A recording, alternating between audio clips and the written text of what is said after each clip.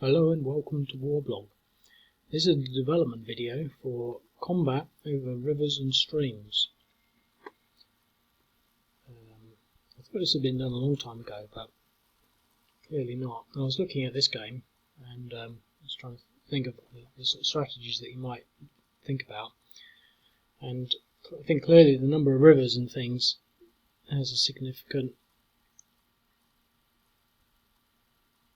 role in the strategy that you might sort of come up with. So we're just going to sort of actually just tinker with a few of these. So essentially what you've got are rivers and streams. And streams are actually a lot bigger than just sort of streams. They should be mainly minor rivers. They're sort of things that you could cross, but basically it ends your turn. I mean, if streams are negligible because they have no strategical significance, they're not featured on the map. It's not just decorative. It's there because it's significant. You still have to cross it. So I could move there, end my turn, or I could go across the bridge and continue moving. So we're going to do two sort of examples. There's some more complicated ones, and we might look at those in a bit. But basically, there's this here, which is a river with a bridge over it. First of all, we'll look at this. This is a river with nothing over it. We've got some units here and some units there. I did this video a few times, so just to demonstrate that you can't do combat across a river. We can't select those rivers. We can these because there's the river goes sort of around like that. So we've got a river here, but it's got a bridge over it, which I will just show you. There, bridge over river. So we're going to attack, and just to sort of make it easy on the numbers, we're going to choose 3. So the thing is, they're in wood, so there's 7.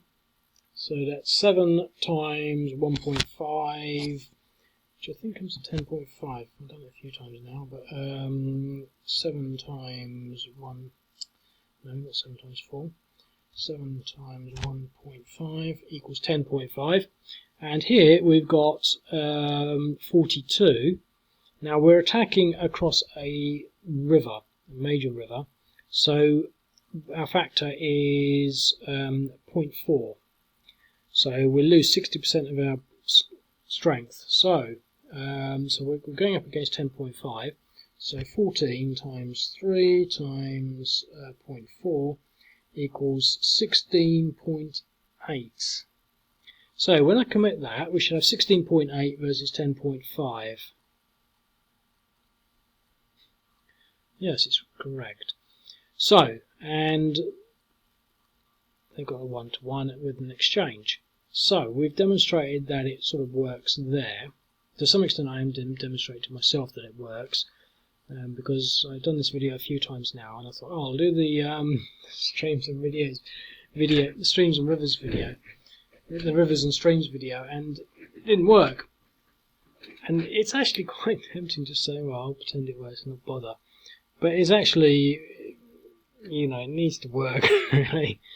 It wasn't difficult to solve, but so here, now what we've got, I'm going to just demonstrate with this infantry unit, because the mechanised has its own factors again. So essentially, just looking at the map, now it's a stream with a bridge. So we're going to attack. We're going to attack over here first off. So essentially they're at 17 times 1.5 for being in the woods,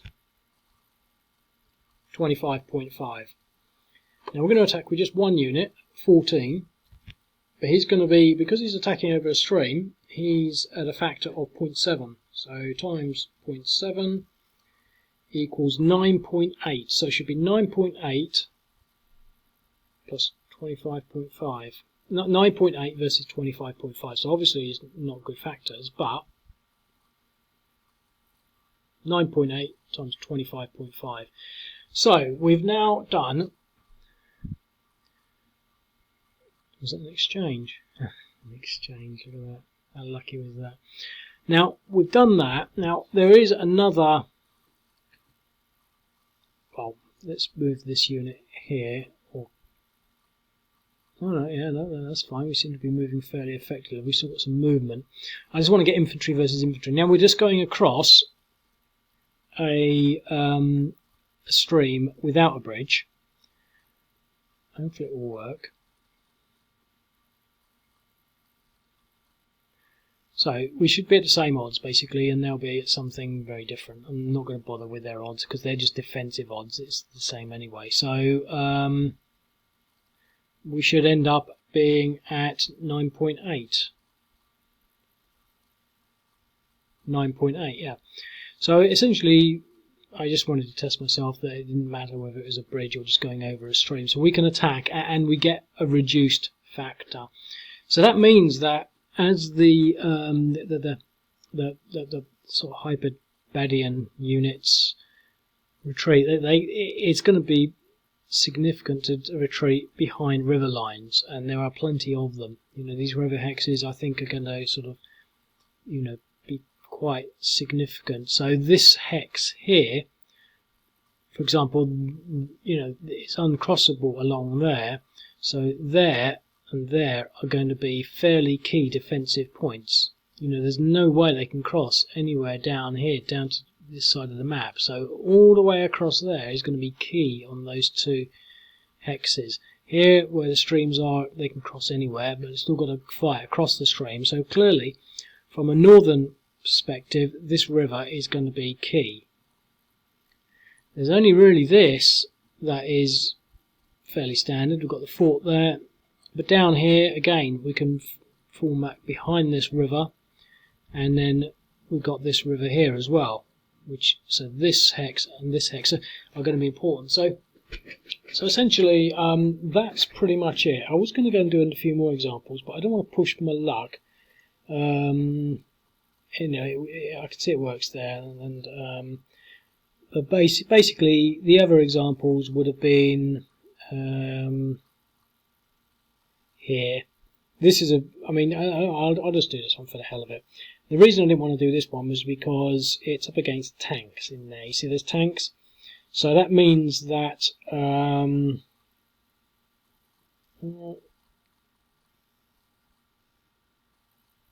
is it?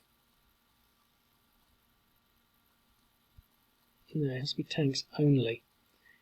I think it's there, basically, because we got mechanised. When I attacked across there, that had an effect. Because he's got infantry in there, he's not going to get that tank bonus. Where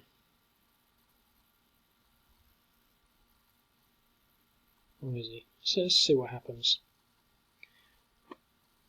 Let's put in 2 so we can get the calculations and the numbers right.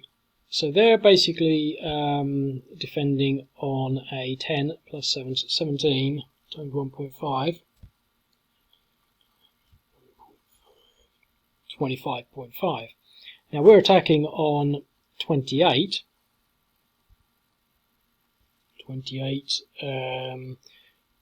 and we're going across a river times 0.4, 11.2, but we're attacking against units, so it's going to be 11.2, or, because we're attacking against infantry versus tank, halved again. Now I'm not sure how this is going to work, to be quite honest, whether or not I get it because there is armour there, or I don't because there is also infantry there.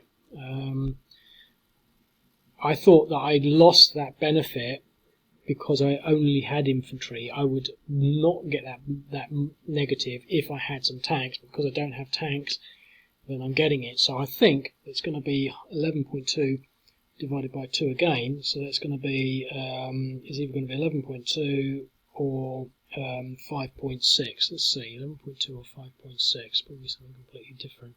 Yeah. So I didn't, because there was armour in there. Basically, I got that other factor, and the reason I didn't want to do that is because I didn't want to confuse the maths with the additional factors of troop versus troop modifiers. But yeah, so that's pretty much it. So I'm going to leave it at that because I don't want to just make a 15-minute video because that's what I always end up doing. But yeah, I mean now you can you can use the rivers sort of as you would imagine them.